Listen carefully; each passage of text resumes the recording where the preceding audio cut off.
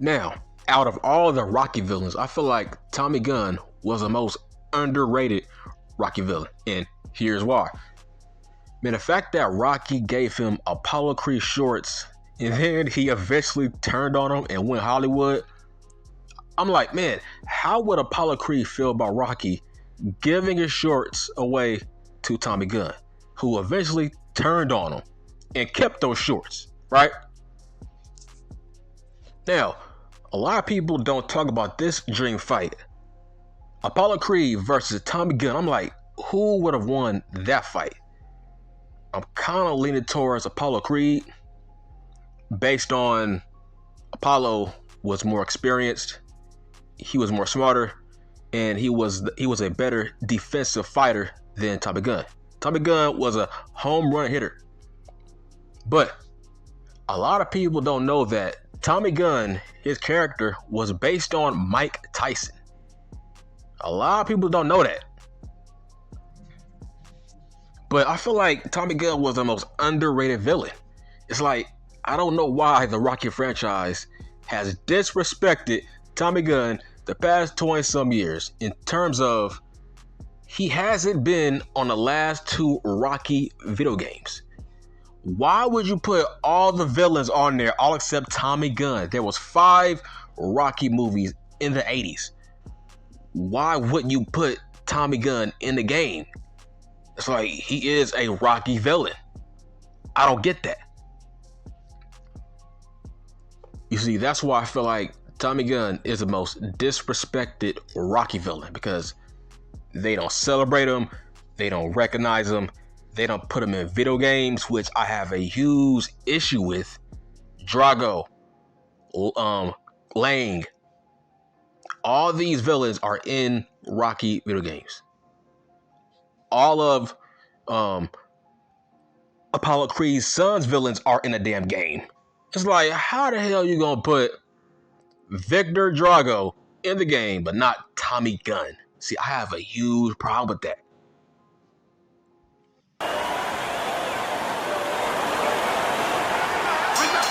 Well, they've been waiting for this moment, and now they get it. Round 1 underway. We are underway here, and we've heard from everybody that speed is going to be the big factor. Tommy Morrison's got it. Plenty of it. Yeah, now it's up to his opponent to come up with something. Maybe go to the body, take it away, slow him down. Good accuracy with that uppercut. Effective work with that flush overhand right.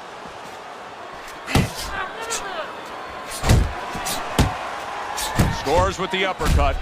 He got all into that one. That was a solid uppercut. Come on, get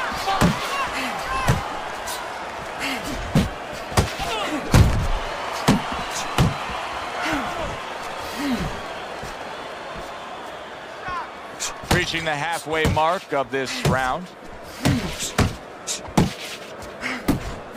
And banging away he goes, able to land that power punch. Trying to force his way in that front door, and he got smacked with that door.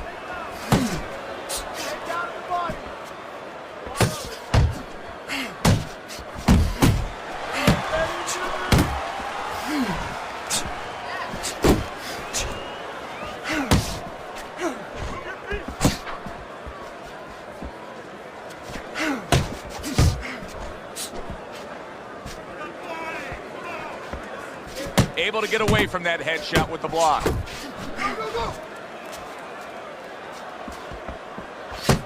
Keep moving. That's a nice combination. Left hook to the body, right hand. Nice block by Mr. Showtime. Well, he really digs in when he decides to throw that uppercut. Good job. Mr. Showtime's a smart fighter, and in doing so, the smart thing to do for him would be to utilize his jab. He's got a good one. Yeah, and he's confident with it. See, it's one thing having a good one. You know how many people out there are good at certain things, but they don't have the confidence, they don't know it. He knows that he's good with it. That's the key. You're fighting on the inside with this guy. Now, I want you to use the ring and keep your distance. Left, right, left, right. You need to double up your punches all night long. Double them up.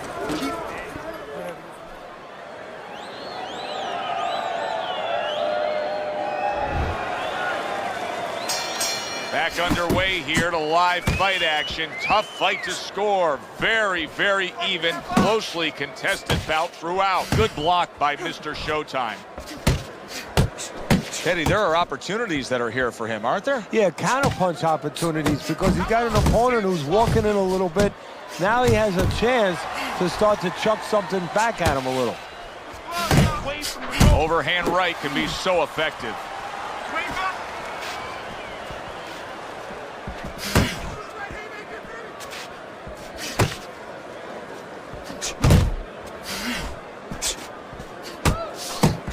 Side to side. Move your head. He clinches when he gets to the inside. A little something for his opponent after getting tagged. That's a big uppercut that just crashed home. And coming upon the halfway mark of this 3-minute round, Mr. Showtime's doing really well on the outside, utilizing his jab. Stay on the outside. Good looking uppercut that time.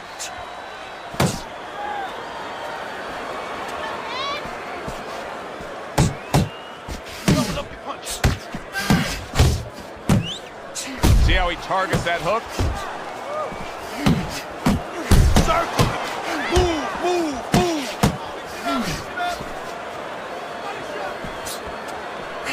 Little head knocking with that right hand.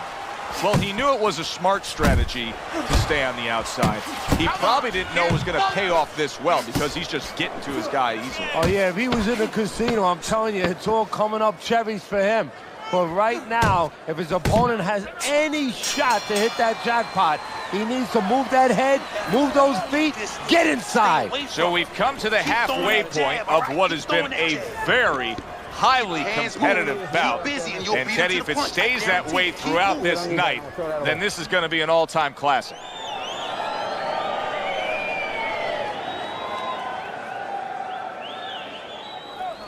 Keep your hands up, all right? You have to keep your hands up. We got it. I want you to bang the head.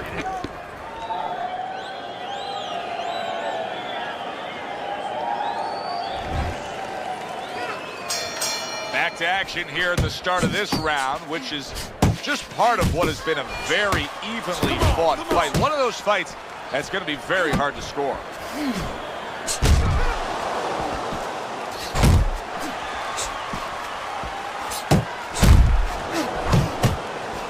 Keep working that jab, baby. Good job. Combo, combo.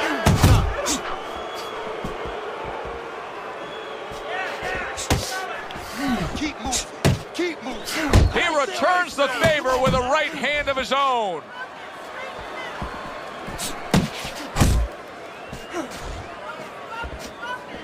His opponent wanted the body. He wouldn't give it to him. He's tired. He's tired, Chad. Come on, now's your chance. Come on, kid. Funk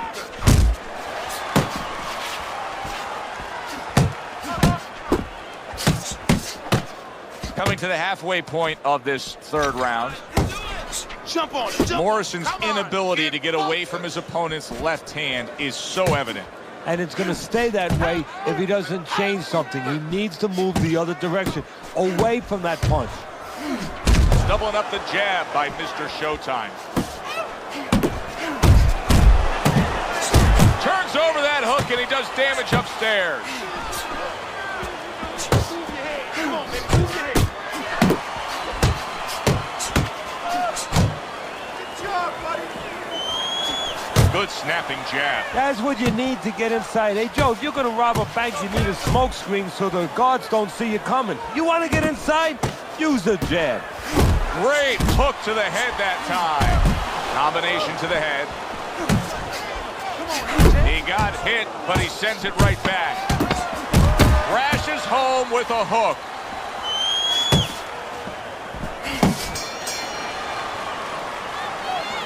Listen, I'm not going to stand here and watch you take those shots. You understand me? Let's see some defense and more punches. All we need is water up there, Listen, that's it. I'm not going to stand here and watch you take those shots.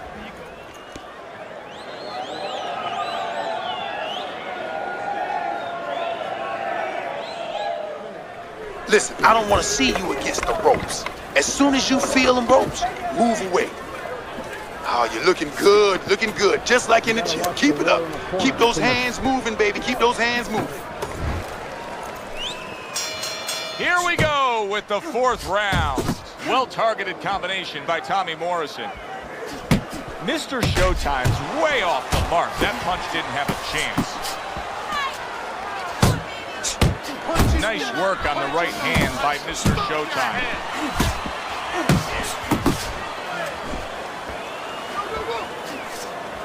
Morrison showing a little bit of a defensive shell, but Teddy, I'm seeing punches still getting through and splitting that guard. Yeah, well, that's the problem, Joe, when you put those earmuffs on, but you don't move your head.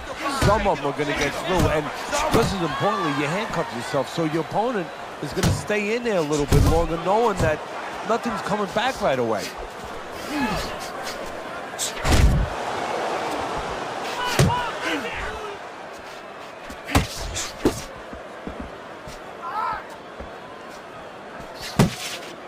That's it. 90 seconds to go in round number 4. Good right hand.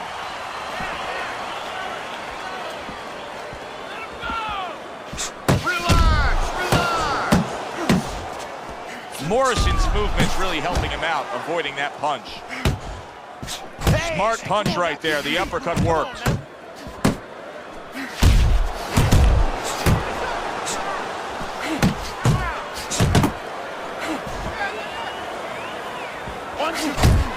And now he's targeting upstairs.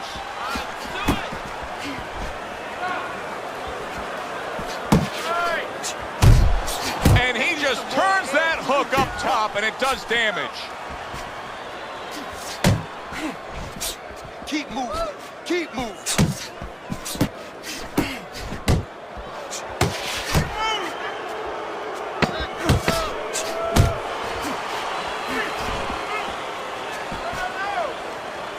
He took a shot, but he gives one of his own. A left hand scores. There is hardly a doubt as to what this result will be. I know anything can happen, but all that's happened all night long is one guy punishing the other. Well, he looks like Kobe Bryant on a good night when that basket is 20 feet big. I mean, he just can't miss. You gotta work. You gotta work. This is it. You have to work. You got it. Keep your hands.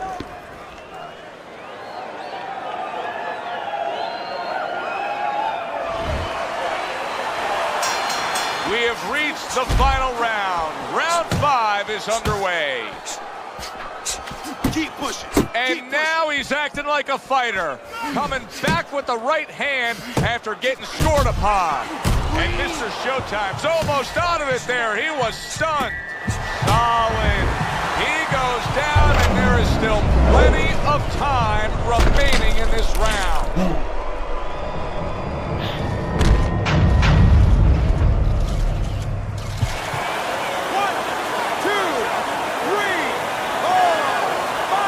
So now the question becomes, after that knockdown, and he has gotten up, how does he survive? So one of the ways he survives is if he's been taught. Have good habits, have good fundamentals been put there. You're going to find out right now he needs them right now. Nice block that time. It was intended to the head. You're still not moving enough. Move. Oh, what a... And all of a sudden, the tables turn. Big shot. Remember earlier, he was on the canvas. Now he's looking down on his opponent. And we thought it was a bad thing earlier for him. It turned out to be a bad thing for his opponent because he got careless here. 2, 3, 4. Morrison's back up on his feet. Let's see what he has now.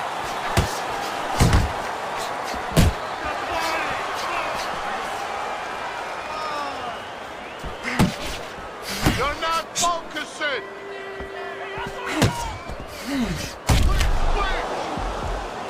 Oh, good defense there. That was a fine block. Big shot comes crashing home. And once again, he goes down. The question is, can he rise up again? 1, 2, 3, 4, 5, 6, 7, 8. Morrison's climb back up from the canvas may inspire him. Keep that head moving. Blocks that belt line well. Oh, and he returns fire with a left hand. Stay away from the inside, baby. Stay away from the inside. There you go. Mr. Showtime's defense clearly carrying things right now for him, but what else should he be conscious of beyond just this good footwork we're seeing? Well, the old times would say, hey, you're doing the hard part, you're making a miss. Do the fun part. Make sure he pays. Well, you should lose your judge's license if you have it any other way but the obvious here, Teddy. Yeah, if they do that, I want to put those guys on a poster, a wanted poster, that you don't want them. Here's our ring announcer.